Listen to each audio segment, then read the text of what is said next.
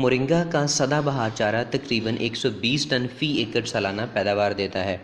नरम रसीली टहनियों और सब्ज़ पत्तों पर मुश्तमिल ये चारा साल भर मुहैया होता है। अच्छा जायका होने की वजह से जानवर इसको बहुत शौक से खाते हैं और दूध की पैदावार में इजाफ़ा करते हैं।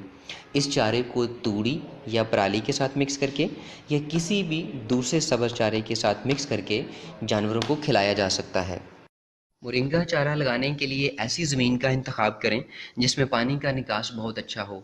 दोहरे हल सुहागे या कल्टीवेटर की मदद से ज़मीन को अच्छी तरह से तैयार करें। मोरिंगा चारा का अच्छी किस्म का बीज बिजाई से 8 घंटे पहले पानी में भिगो दें और उसके बाद इसको काश करें ताकि जर्मिनेशन अच्छी हो सके। मोरिंगा को चारे के तौर पर काश्त करने के लिए बीज से बीज का फासला 6 इंच और लाइन से लाइन का फासला 1.5 फुट तक होना चाहिए। बिजाई के फ़ौरन बाद खेत को पानी लगा दें। 15 दिन के अंदर अंदर बीज की जर्मिनेशन मुकम्मल हो जाती है। मौसम और मिट्टी की मुनासबत से तकरीबन हर 15 दिन के बाद फसल को पानी दें। फ़ी एकड़ अच्छी पैदावार लेने के लिए एक दफ़ा गोडी करवाना ज़रूरी है।